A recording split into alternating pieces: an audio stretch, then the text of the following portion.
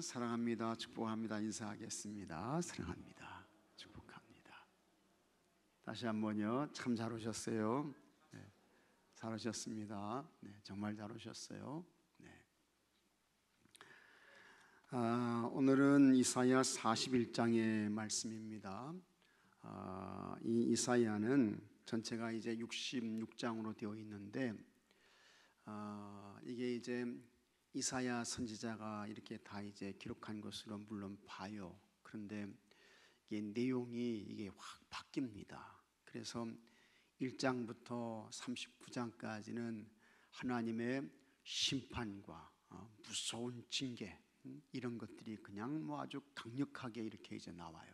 그러다가 40장부터는 이 내용이 확 바뀌는 거예요.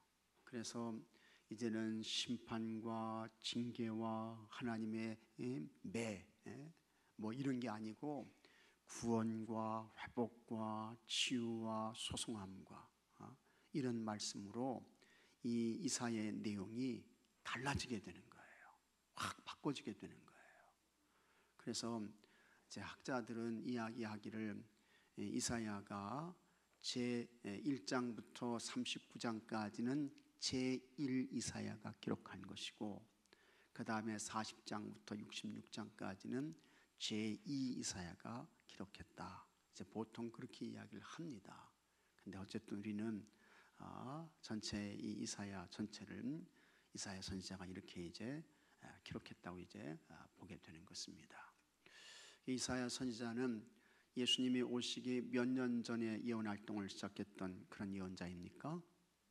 주전 740년 전에 예언 활동을 시작했던 그런 예언자예요. 근데 740년 전에 이미 벌써 예수님이 이제 오실 것이고 하나님의 궁극적인 그와 같은 회복이 예수님이 오심을 통해서 있게 될 것이다. 이런 것들을 이제 말씀해 주고 있는 것입니다.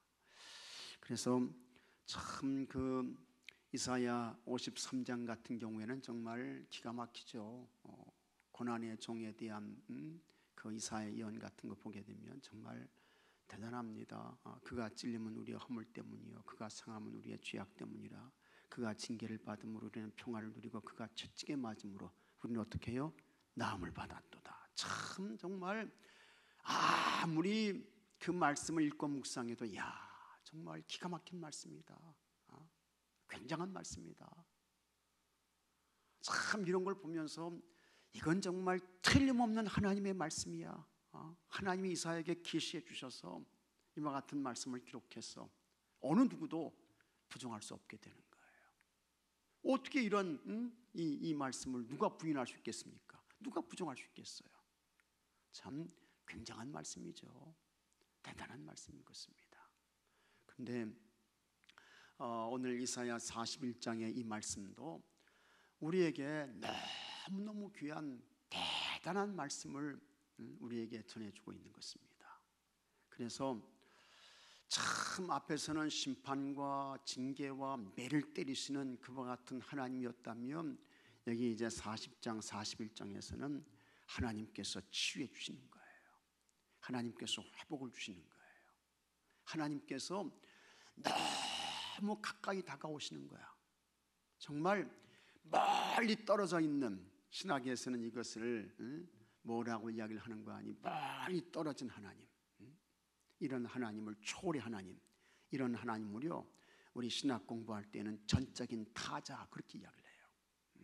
전적인 타자의 하나님, 멀리 떨어져 있는 하나님, 우리 속에 개입하지 아니하시는 초월적인 하나님, 전적인 타자의 하나님, 이렇게 이야기를 하는데요. 근데 여기 이사야 41장에서는 그 하나님이 너무 친밀하신 하나님이야. 굉장히 다정하신 하나님이야. 여러분 참 우리가 세상의 삶을 살아갈 때에 부침성이 좋아야 된다고 그러잖아요. 그래서 인간관계가 좋아야 된다고 그러잖아요. 여러분들은 다 부침성이 좋으신 분들이 되시기를 바랍니다. 어느 누구와도 함께 할 수 있고 같이 할 수 있고 어울릴 수 있고. 그래서 우리가 교회 공동체 안에서는요, 가까이 하기엔 어떻게 해요? 너무 먼 당신이 되면 안 된다 그 말이에요. 가까이 하기에 너무 먼 당신, 그러면 안 돼. 가까이 하기에 너무 좋으신 분이야. 참 친밀하신 분이야. 따뜻한 분이야. 참 사랑과 감동과 감격이 충만하신 분이야.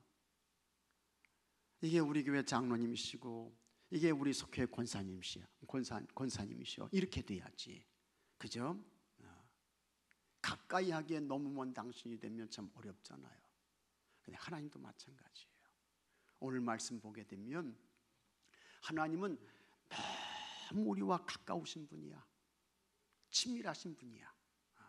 그래서 오늘 말씀을 보게 되면 야, 하나님이 이런 분이구나 하는 것을 우리가 보게 되는데, 자, 여기 이제 8절 말씀 한번 보십시오. 8절 말씀 한번 같이 읽어보겠습니다.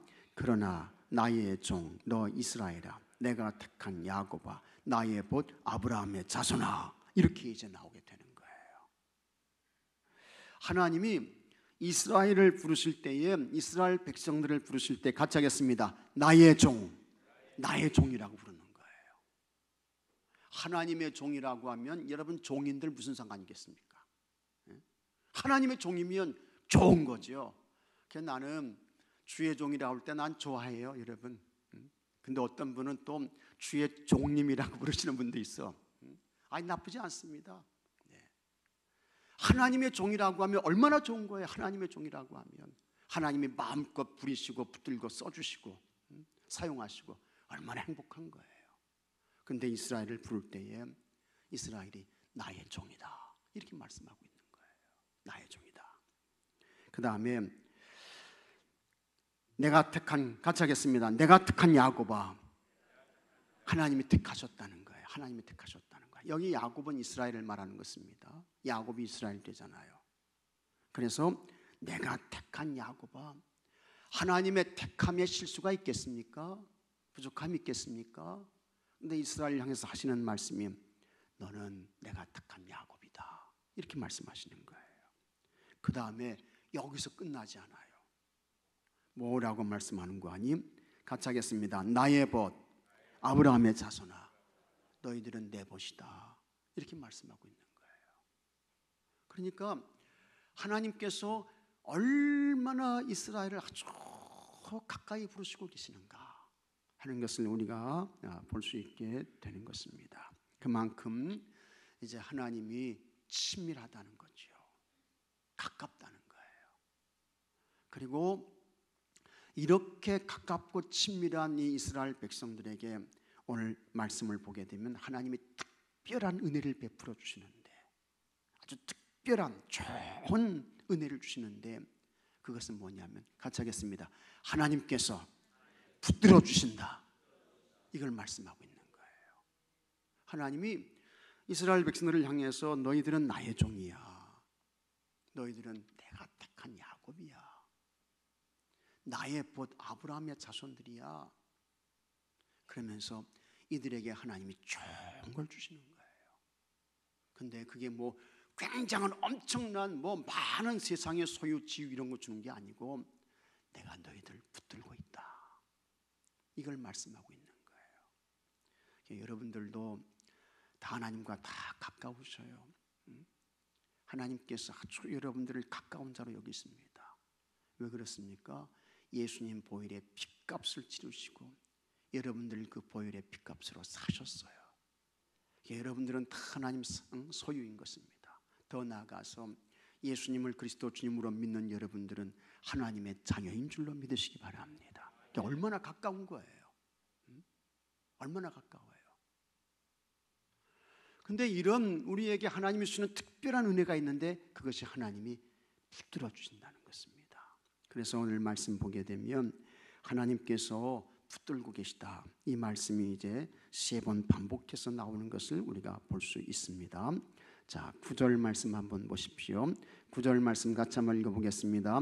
내가 땅 끝에서부터 너를 붙들며 땅 모퉁이에서부터 너를 부르고 내게 이르기를 너는 나의 종이라. 내가 너를 택하고 싫어하여 버리지 아니하였다 하였노라. 해서 하나님께서 저 땅 끝에서부터 너 붙들었다 이렇게 말씀하고 있는 거예요. 여기 계신 여러분들은 여러분 어머니의 뱃속에서부터 여러분들을 붙들어 주신 줄로 믿으시기 바랍니다. 이게 사도 바울의 이야기예요. 태중에 있을 때부터 택하셨다는 거예요. 그 다음에 10절 말씀, 너무 유명한 말씀입니다. 굉장한 말씀이죠. 자, 10절 말씀 다 같이 한번 읽어보겠습니다. 두려워하지 말라, 내가 너와 함께함이라. 놀라지 말라, 나는 내 하나님이 됨이라. 내가 너를 굳세게 하리라. 참으로 너를 도와주리라. 참으로 나의 의로운 오른손으로 너를 붙들리라. 아멘. 하나님의 의로운 손으로 너를 붙든다, 하나님이 말씀하시고 있는 거예요. 참으로 하나님의 의로운 손으로 하나님 붙들어 주신다는 거예요. 이와 같은 하나님의 말씀이 오늘 여러분에게 주시는 하나님의 음성으로 받으시기를 주의 이름으로 축복합니다. 그 다음에 13절에도 이와 같은 말씀이 나옵니다. 자, 13절 말씀 같이 읽겠습니다. 이는 나 여호와 너의 하나님이 내 오른손을 붙들고 내게 이르기를 두려워하지 말라, 내가 너를 도우리라 할 것임이니라. 아멘. 하나님께서 하시는 말씀이 하나님이 내 오른손을 붙들고, 하나님께서 여러분의 오른손을 붙들어 주시는 줄로 믿으시기 바랍니다. 근데 여기서 오른손을 붙든다고 하는 것은 진짜 딱 오른손 붙든다 그런 그 제한된 의미가 아닙니다. 여기 오른손을 붙든다고 하는 이 말씀은 우리 하나님께서 같이 하겠습니다. 하나님께서 확실하게 책임지신다 그 말씀이에요. 믿으시면 아멘 하십시오. 얼마나 참 놀라운 은혜와 축복인 것입니까? 하나님께서 이렇게 붙잡아 주신다는 거예요. 오늘도 하나님께서 여러분들을 붙들고 계시다는 믿음을 가지고 이 험한 세상을 아주 담대하게 살아가시는 여러분들이 되시기를 바랍니다. 자, 그러면 이제 오늘 말씀이 자기 백성을 붙드시는 하나님인 것입니다. 그 자기 백성이 여러분들이에요. 여러분의 가정입니다. 여러분의 자녀들인 것입니다. 하나님이 붙드셔, 하나님이 붙잡아 주셔, 이 믿음을 가지셔야 돼요. 자, 한번 같이 보겠습니다. 하나님은 포로 생활로 지쳐있는 이스라엘 백성에게 이사야 선지자를 통해 구원의 약속을 선포하셨습니다. 하나님께 버림받은 것으로 생각하며 절망과 비탄에 빠져있던 백성들에게 택한 민족임을 상기시키며, 그렇죠, 하나님이 택하셨다는 거예요. 하나님이 택한 야곱, 소망을 전하게 하셨습니다. 하나님은 징계 중일지라도 여전히 주의 백성을 붙들고 계십니다. 그러면 하나님은 자기 백성을 어떻게 붙들어 주실까? 첫째, 주의 구원능의 오른손으로 붙들어 주신다라는 것입니다. 그것이 10절 말씀이에요.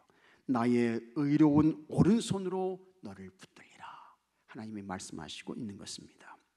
하나님은 이스라엘 백성을 향해 나의 종 이스라엘, 내가 택한 야곱, 나의 벗 아브라함의 자손이라고 부르셨습니다.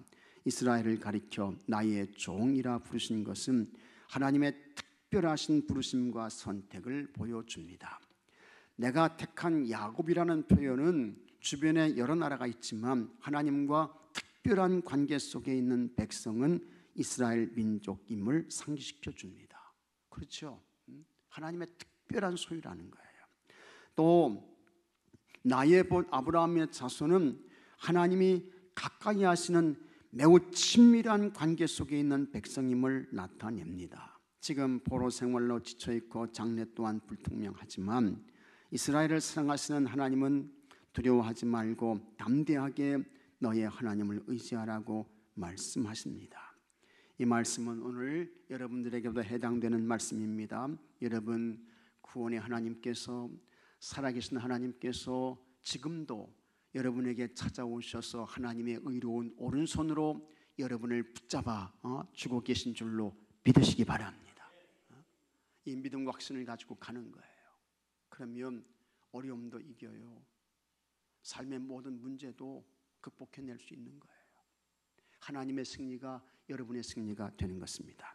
그 다음에 둘째, 대적들을 물리쳐 주심으로 붙들어 주십니다. 하나님은 포로 생활 속에 있는 이스라엘 백성을 버러지 같은 여 야곱아로 부르셨습니다. 이 버러지는 벌레입니다. 벌레가 무슨 힘이 있어요? 힘 없죠. 밟으면 그냥 죽는 거예요. 그런데 여기 이스라엘이 그만큼 힘이 없어요. 능력이 없어요. 그런데 그렇게 버러지 같은 이 야곱도 이 이스라엘도 하나님이 붙드시고 책임져 주신다는 거죠. 그래서 버러지 같은 야곱은 제 힘으로 자신을 구원할 수 없는 연약하고 초라한 이스라엘 백성의 현재 모습을 가리킵니다. 그러나 하나님이 친히 구속자가 되어 대적의 손에서 그들을 건지실 것이라고 말씀하셨습니다. 15절 말씀 보면 보라 내가 너를 네가 날카로운 새 타작기로 삼으리니 내가 산들을 쳐서 부스러기를 만들 것이며 작은 산들을 겨와같이 만들 것이라. 참 여러분 엄청난 말씀입니다. 하나님의 말씀은요 진짜 놀라워요. 세상에 이 산을 말이죠, 그걸 부스러기로 만들고 이렇게 할 것이 무엇이 있겠습니까? 어떤 게 산을 부스러기로 만들 수 있겠어요? 근데 하나님께서 여기 보게 되면 이스라엘을 새 타작기로 이제 삼아 주신다는 거예요. 이렇게 되면 산들을 쳐서 부스러기를 만들게 되고 작은 산들을 겨와같이 만들게 된다는 것입니다. 이게 사람으로는 안 되죠. 인간적인 수단으로는 안 되는 거예요. 그러나 여러분 하나님이 하시면 되는 줄로 믿으시기 바랍니다. 하나님이 하시면 되는 거예요. 하나님께서 하시면. 지금은 하찮은 벌레같이 힘없고 초라한 백성이지만 이제 하나님이 그들을 도우셔서 날카로운 새 타작기같이 주변 대적들을 모두 물리치게 해주신다고 약속하셨습니다. 아무리 연약하고 볼품없는 사람이라도 하나님의 손에 붙들리면 새 타작기가 되어 놀라운 능력을 발휘하게 되고 엄청난 역사를 이루게 되는 것입니다. 하나님 손에 붙잡히게 되면, 그래서 하나님이 하시면 되는 거예요. 하나님은 같이 하겠습니다. 하나님은 없는 것을 있게 하시고 하나님은 죽은 자를 살리신다. 이게 하나님이야. 이 하나님이 역사하시면 안 되는 게 없는 거예요. 못하는 것이 없는 거예요. 불가능한 것이 가능케 되는 줄로 믿습니다. 그 다음에 셋째, 광야길을 안전하게 인도하심으로 붙들어 주십니다. 이스라엘의 현재 상태는 가련하고 가난한 자와 같이 초라했습니다. 이들이 고통 중에 하나님께 부르짖어 기도하며 도움을 호소할 때 하나님은 귀 기울여 들으시고 응답해 주셨습니다. 그래서 하나님께서 엄청난 말씀을 또 하시는데, 여기 18절 말씀 한번 보십시오. 자, 여러분 18절 말씀 한번 같이 읽어보겠습니다. 내가 헐벗은 산에 강을 내며 골짜기 가운데에 샘이 나게 하며 광야가 못이 되게 하며 마른 땅에 샘 근원이 되게 할 것이며. 세상에요, 이와 같은 일들은 이게 일어나지 않습니다. 헐벗은 산에 강을 내며, 헐벗은 산에 강이 난다는 거예요. 골짜기 가운데 샘이 터집니다. 광야가 못이 돼요. 마른 땅에 샘 근원이 돼요. 이런 일들을 어떻게 할 수 있겠습니까? 어떤 사람이 이런 일들을 할 수 있겠어요? 광야는 사막입니다, 여러분. 사막이에요. 그런데 하나님께서 하시면 이와 같은 일들이 다 된다는 거예요. 이런 일들이 된다는 거예요. 믿습니까, 여러분? 헐벗은 산에 강을 내며, 헐벗은 산에 강이 흐르게 되는 거예요. 골짜기에서 샘이 터지고, 그 다음에 광야가 못이 되는 거예요. 호수가 되는 거야. 모래사막이 호수로 변해. 마른 땅이 거기에 샘이 섞게 되고. 이게 참, 이런 말씀 읽게 되면 이게 어떻게 이렇게 될 수 있지, 이런 생각을 갖게 되는데요, 하나님이면 하시는 거예요. 하나님이 이와 같은 일들을 하신다는 거예요. 그래서 메마른 산에서 강물이 터지고 골짜기 가운데 샘물이 솟아나며 광야를 시원한 못이 되게 하고 사막을 샘 근원이 되게 하는 은혜를 베풀 것이라고 하셨습니다. 자신들의 힘으로 아무것도 할 수 없는 절망적인 상황이지만 그 가운데 은총을 내리셔서 광야에서도 안전하게 지낼 수 있도록 하겠다고 약속하셨습니다. 하나님은 아무리 택한 백성일지라도 죄를 범하면 징계하십니다. 하지만 징계의 시간이 끝난 후에는 다시 회복의 은혜를 베풀어 주십니다. 험난한 광야길도 주님이 인도하시면 놀라운 은총의 길이 됩니다. 그 길에서 부족함이 없는 평안을 누립니다. 그래서 이스라엘이요, 가장 하나님의 기적적인 은혜를 체험했던 것은 어디입니까? 광야 40년이었습니다. 광야 40년. 그 광야에서 매일 날마다 하나님을 뵌 거예요. 하나님이 내려주시는 만나 먹고, 하나님이 터뜨려 주시는 물 마시고, 하나님이 고기 보내주셔서 메추라기 먹고, 낮에는 하나님이 태양 구름으로 가려주시고, 밤에는 하나님께서 추운데, 광야는 사막은 추워요. 밤에 추워요. 일교차가 많아요. 근데 하나님께서 불을 보내셔가지고 이스라엘 백성들을 따뜻하게 덮여주시는 거예요. 데워주시는 거예요. 그리고 광야가 얼마나 캄캄합니까?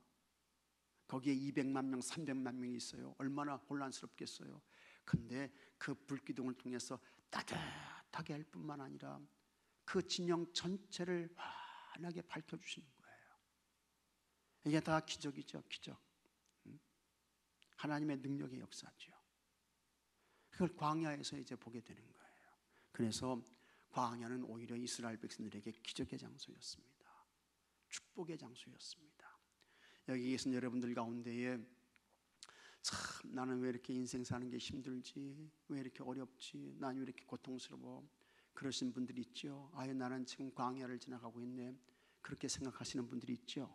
근데 여러분, 그 광야가 하나님의 기적의 장소가 되는 줄로 믿으시기 바랍니다. 그곳에서 하나님 만나게 되는 거예요. 주님 뵙게 되는 거예요. 주님의 놀라운 역사를 보게 되는 거예요. 이렇게 광야에 있다고 불평하지 마세요. 원망하지 마세요. 저 사람은 꽃길 걷는데 왜 난 광야지? 그러지 마십시오. 오히려 그 광야가 꽃길보다 더 좋을 수 있어요. 그곳에서 하나님 만날 수 있어요. 하나님의 기적을 경험할 수 있는 거예요. 그래서 참 광야 속에서 하나님의 기적이 있게 되는 것입니다. 그런데 이스라엘 백성들에게 그런 은혜를 주신다는 거예요. 하나님은 바벨론 포로로 끌려가 고통 중에 있는 이스라엘 백성의 부르짖음을 외면하지 않으셨습니다. 그 호소의 구원을 약속하셨습니다. 하나님께 택함 받은 백성은 자기 죄로 인한 징계를 받을지라도 하나님은 그들을 다시 붙잡아 주시고 회복시켜 주십니다. 그래서 우리는 징계들을 받을 때에도 하나님의 오른손이 여전히 나를 붙들고 있다. 광야에 있다 할지라도 하나님의 능력의 오른손이 참으로 나를 붙잡고 계시다. 이 믿음과 확신을 가지고 주의 길을 잘 가시기를 축복합니다. 하나님의 은혜는 끊임없이 광야에 있든 어디에 있든 계속됨을 여러분 깨닫고 믿으시기 바랍니다. 자, 그러면 말씀 행하기 묵상 질문. 하나님의 붙드심이 절실하게 필요했던 때는 언제입니까? 해서 여기 10절을 말씀하고 있는데 10절 두려워하지 말라 이렇게 이제 말씀하고 있는데, 여러분이 이 세상의 삶을 살아갈 때에 참 두려움을 느낄 때가 있어요. 위기를 만날 때가 있어요. 그런데 여러분, 그런 가운데에서 하나님은 여전히 여러분을 붙들고 계시다. 이걸 믿으셔야 돼요. 꼭 믿으셔야 돼요. 하나님의 손은 여러분을 놓지 않습니다.